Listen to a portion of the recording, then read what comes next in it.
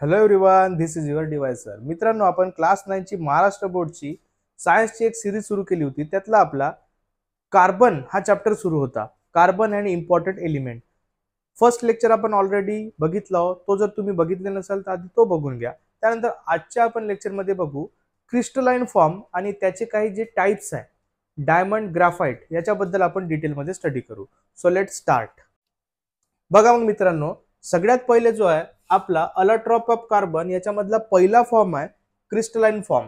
आता carbon has 3 crystalline अलोट्रॉप. कार्बनचे जे आहे ते 3 क्रिस्टलाइन अलोट्रॉप आहे. पहिला कोणता आहे? डायमंड. दुसरा कोणता आहे? ग्राफाइट. आणि तिसरा कोणता आहे? फुलेरिन. आता याच्यापैकी आपण जो आहे पहिले डायमंड याला शिकून घेऊ चांगल्या डिटेलमध्ये. आता पहा, डायमंड जो आहे, डायमंड हा कुठे भेटते आपल्याला इंडियामध्ये? तर डायमंड जो आहे तो गोवलकोंडा जो कर्नाटकमध्ये आहे तिथं आपल्याला भेटेल. त्याच्यानंतर पन्ना जो आहे मध्य प्रदेश, हा फेमस आहे डायमंडसाठी. कोळशाच्या खाणी आहे तिथं, त्या कोळशाच्या खाणीमध्येच जो आपल्याला हिरा सापडतो. त्याच्यानंतर diamond are also found in South Africa, Brazil, Belgium, Russia and America. या सगळ्या देशांमध्ये बी सुद्धा डायमंड आपल्याला भेटते. फक्त इंडियामध्येच भेटेल असं जरुरी नाही, सगळ्याच देशांमध्ये आपल्याला डायमंड भेटते. त्याच्यानंतर आता जो डायमंड आहे त्याचं स्ट्रक्चर कसं राहते? तर डायमंड जो आहे आतमधून आपल्याला हा अशा टाइपचा स्ट्रक्चर पाहायला भेटेल. बघू शकता तुम्ही स्क्रीनवर. त्याच्यानंतर in diamond every carbon atom is bonded to 4 neighbouring atom. एका कार्बनच्या आजूबाजूला 4 कार्बन ॲटम राहते. डायमंड जो आहे तो पूर्णपणे कार्बनचाच बनून राहते. एका कार्बनच्या आजूबाजूला 4 कार्बन ॲटम राहते, लक्षात ठेवा. Therefore, diamond has a tetragonal 3 dimensional structure. आणि त्याच्यामुळे डायमंडचा जो स्ट्रक्चर आहे तो कसा आहे आपला? टेट्रागोनल. आता पहा, एकाच्या आजूबाजूला किती राहते? 4 नेबरिंग ॲटम. आणि कोणता शेप आहे त्याचा? टेट्रागोनल. कोणता शेप आहे त्याचा? टेट्रागोनल. एवढं लक्षात ठेवा. आता त्याच्यानंतर आपण पाहू काही प्रॉपर्टीज ऑफ कार्बन. आता पहा, कार्बन किंवा डायमंड जो आहे तो एक नॉन मेटल आहे.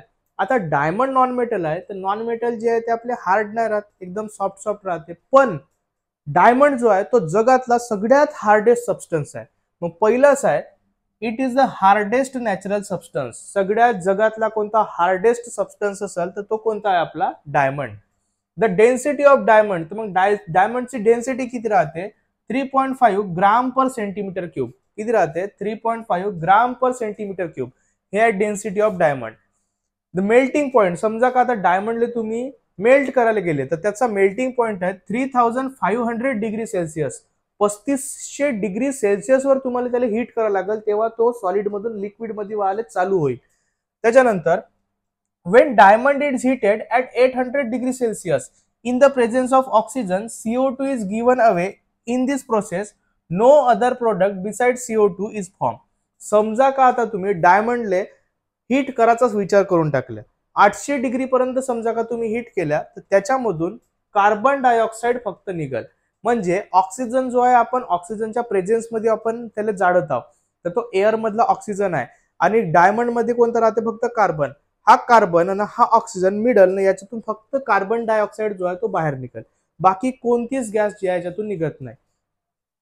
Diamond does not dissolve in any solvent. डायमंडले तुम्ही कुठेही टाका, पाण्यामध्ये टाका, ऍसिड मध्ये टाका, बेस मध्ये टाका, का कुठेही टाका, निंबू पाण्यात टाका, का तुम्हाला जेत वाटते ते टाका, त्याला मिक्स करून पहा, तो कधीच कोणातच डिझॉल्व होत नाही. Acid base have no effect on diamond. त्याच्या ऍसिडवर बेसवर कोणताच त्याचा इफेक्ट राहणार नाही. Diamond is a bad conductor of electricity. आता पहा, डायमंड जो आहे त्याचा बॅड कंडक्टर ऑफ इलेक्ट्रिसिटी आहे. म्हणजे आता हा समजा डायमंड असेल तर हा समजा इलेक्ट्रिक बोर्ड आहे, इथून समजा आपण जाऊ तर याच्या आतमधून जो आहे ते इलेक्ट्रिसिटी पास होऊ शकत नाही. आतमधून इलेक्ट्रिसिटी पास होऊ शकत नाही, त्यालाच म्हणतो आपण बॅड कंडक्टर. पण तिथून इलेक्ट्रिसिटी समजा का पास झाली तर त्यालाच म्हणतो आपण गुड कंडक्टर ऑफ इलेक्ट्रिसिटी. पण आपला जो डायमंड आहे तो कसा आहे? Bad conductor of electricity. मग तुम्ही प्रॉपर्टी लक्षात ठेवू शकता एक एक. पहिली कोणती आहे? Hardest natural substance. कोणता आहे आपला हा? Hardest natural substance. डेन्सिटी किती राहते? 3.5 gram per centimetre cube. Melting point किती आहे? 3500 डिग्री सेल्सिअस. व समजा का तुम्ही heated at 800 degree Celsius, only CO2 is given away. फक्त CO2 जो आहे तो बाहेर निघेल. Diamond does not dissolve in any solvent. तो कुठंच डिझॉल्व होणार नाही. Acid base have no effect. त्याच्यावर ऍसिड बेसचा कोणताच इफेक्ट होत नाही. आणि diamond is a bad conductor of electricity. तो इलेक्ट्रिसिटीचा कसा कंडक्टर आहे, बॅड. एवढ्या गोष्टी तुम्ही प्रॉपर्टीज मध्ये पहिले लक्षात ठेवा. आता तुम्हाला समजा माहित असेल का आपला इंडिया जो आहे या एका हिऱ्यासाठी फेमस होता, आणि हा जो हिरा आहे आपला हा कोहिनूर. कोणता हिरा आहे हा आपला, Kohinoor. Diamond was found in 30th century in the mine at Guntur. Andhra प्रदेशमध्ये गुंतूर नावाची खाण होती, माइन होती. तिथं जो होता आपला हा जो हिरा भेटला होता. It's weight was 186 carats. किती वेट होता याचा, 186 कॅरेट्स. आता हे जी बी मौल्यवान वस्तू आहे, सोना चांदी, हे सगळ्या गोष्टी डायमंड, हे कॅरेट्स मध्ये आपण मोजतो. आता डायमंड जे आहे त्याचे युजेस कोणते आहे, फक्त डायमंड जे आहे आपण, तुम्हाला वाटत असेल का डायमंड फक्त आपण जे आहे हिरे जवाहरात जे आहे आपण फक्त गहने वगैरे लावासाठी यूज करतो, पण तसा नाही आहे. डायमंडचे अजून बी काही युजेस आहे. मग कोणते कोणते आहे पहा, मग पाहू आता.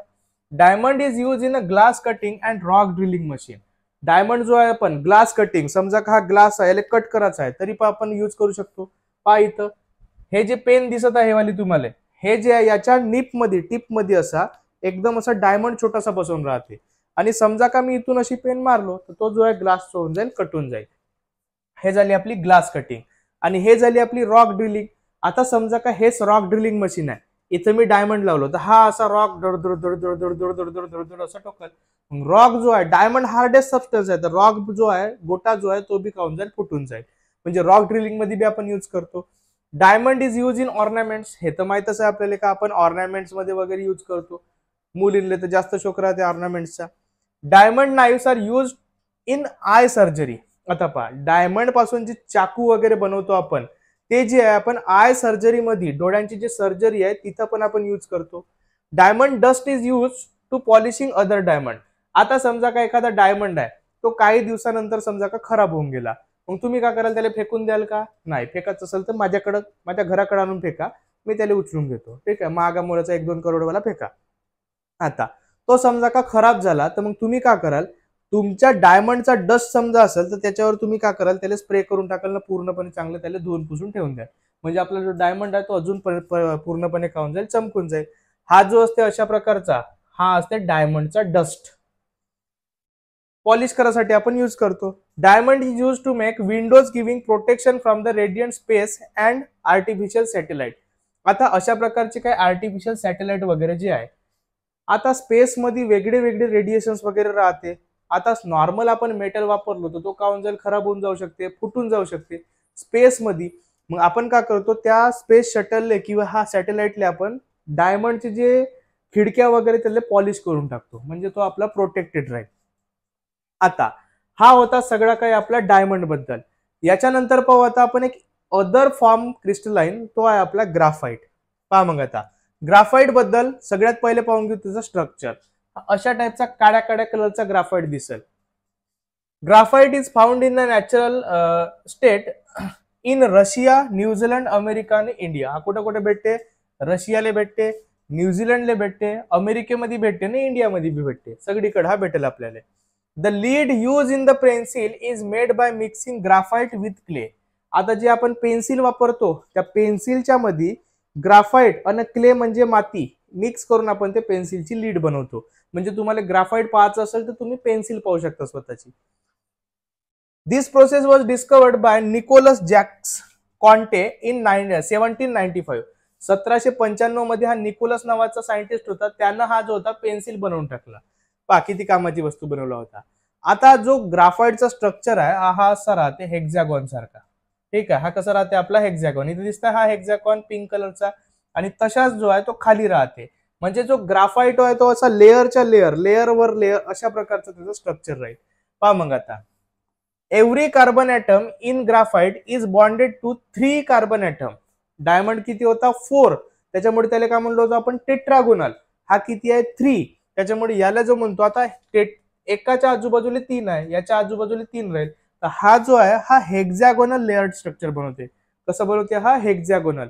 डायमंड जो आहे तो टेट्रागोनल, ग्राफाइट जो आहे तो हेक्झॅगोनल. त्याच्यानंतर a graphite crystal is made of many sheets or layer of carbon atom. याची ग्राफाइटची जी आहे ते एकावर एक लेयर्स राहते. आता प्रत्येक लेयर जे आहे, this layer slips over each other on applying pressure. आता पहा, समजा अशा एक लेयर हा दुसरा लेयर असा आहे अशा प्रकारचे. तुम्ही समजा का याच्यावर प्रेशर दिला तर हे जे आहे अशी घसरून जाईल. ठीक आहे, हे अशी घसरून जाईल. स्लिपरी राहते. One layer of graphite is called graphene. आणि ग्राफाइटचा एक लेअर जे राहते त्या एक लेअरले म्हणतो आपण ग्राफीन. का म्हणतो त्या एक लेअरले ग्राफीन? क्यू हिला डाला ना, असा म्हणतो तो ग्राफीन. ग्राफीन. त्याच्यानंतर ग्राफाइटचे आपल्याला काही प्रॉपर्टीज पाहायचे आहे. मग कोणते कोणते ग्राफाइटचे प्रॉपर्टीज राहते? ग्राफाइटची पहिली प्रॉपर्टी आहे, graphite is found in nature in black, soft, brittle and slippery. तो काळ्या कलरचा राहते ब्लॅक, सॉफ्ट राहते एकदम प्लेन प्लेन मऊ मऊ राहते, ब्रिटल राहते. ब्रिटल म्हणजे काय होते, त्याला समजा का माराल तुम्ही तर तो पावडर फॉर्म मध्ये कन्वर्ट होऊन जाते ना. स्लिपरी म्हणजे तो घसरते. त्याचा पावडर समजा असा कराल तर हा जो असा हात आपले घसरून जाईल एवढा तो. पेन्सिलच पहा ना तुम्ही, पेन्सिल आपल्या बोटावर लावा आणि असा घसरवून पहा, आपले बोट एकदम असे बढिया घसरते. त्याच्यानंतर inside each layer of graphite free electron move continuously within the entire layer. आता पहा, डायमंड मध्ये असा काही फ्री इलेक्ट्रॉन नव्हता, पण ग्राफाइट मध्ये फ्री इलेक्ट्रॉन आहे. याच्यावरून तुम्हाला समजेल का डायमंड जो होता तो बॅड कंडक्टर ऑफ इलेक्ट्रिसिटी होता, पण हा जो आहे हा गुड कंडक्टर ऑफ इलेक्ट्रिसिटी राहील. Due to layer structure graphite can use in writing on paper. Layer structure आहे त्याच्यामुळे आपण याचा पेपरवर रायटिंग करायसाठी बी यूज करतो. The density of graphite is, आता पहा डायमंडची डेन्सिटी किती होती 3.5, याची किती आहे 1.9 टू 2.3. 1.9 पासून तर 2.3 पर्यंत याची डेन्सिटी राहू शकते. Graphite does not dissolve in most of the solvent. Diamond जो होता तो बी डिझॉल्व नाही करत होता, पण तो कोणत्याच इथं नाही करत होता. हा मोस्ट ऑफ द, जास्तीत जास्त याच्यामध्ये हा डिझॉल्व नाही होईल, पण काही काही याच्यामध्ये हा डिझॉल्व होऊ बी शकते. आता याचे युजेस कोणते कोणते आहे? Graphite is use for making lubricants. आता लुब्रिकंट म्हणजे काय होते, तुम्ही जे आहे गाडी वगैरे पाहिले असाल, टू व्हीलर किंवा फोर व्हीलर, त्याच्यामध्ये आपण ऑइल टाकतो. तर ऑइल काऊन टाकतो, तर इंजिन जो आहे तो बरोबर घसरला पाहिजे, त्याच्यासाठी आपण ऑइल टाकतो. ग्राफाइट जो आहे तो बी घसरते, म्हणून ग्राफाइट जे घसरते त्याचा वापर आपण लुब्रिकंट साठी करू शकतो. लुब्रिकंट म्हणजे एक प्रकारे चांगला घसरणे. ग्राफाइटचा जो यूज आहे आपण लुब्रिकंट म्हणून यूज करू शकतो. Graphite is use for making carbon electrode. आता कार्बनचे इलेक्ट्रोड बनवण्यासाठी बी आपण ग्राफाइटचा यूज करू शकतो. Graphite is use in pencil for writing. Pencil साठी बी आपण ग्राफाइटचा यूज करू शकतो. त्याच्यानंतर graphite is use in a paint and polish. Paint मध्ये बी याचा यूज करू शकतो आपण, पॉलिश मारासाठी बी याचा यूज करू शकतो, जुते पॉलिश, ठीक आहे ना. कोणता अजून काका पॉलिश करतो आपण, ते पॉलिश करायसाठी आपण याचा ग्राफाइटचा यूज करू शकतो. Graphite is use in arc lamp which give very bright light. आता आर्क लॅम्प वगैरे जो राहते हा अशा टाईपचा, याच्यामध्ये बी आपण ग्राफाइट यूज करतो. याच्यामुळे आपल्याला एकदम ब्राईट असा बढिया चमकदार लाईट भेटेल आपल्याला. एवढे जे होते आपले ग्राफाइटचे युजेस होते. त्याच्यानंतर आपण एक राहिलाय क्रिस्टलाइन फॉर्मचा, तो आहे फुलेरिन. तो फुलेरिन आपण नेक्स्ट व्हिडिओमध्ये पाहू. आणि त्याच्यानंतर काही आहे नॉन क्रिस्टलाइन फॉर्म, ते वाले बी आपण नेक्स्ट व्हिडिओमध्ये पाहू. तोपर्यंत व्हिडिओला लाईक करा, कमेंट नक्की करा, शेअर करा आपल्या मित्रांसोबत, चॅनलला सबस्क्राईब करा. Thank you so much.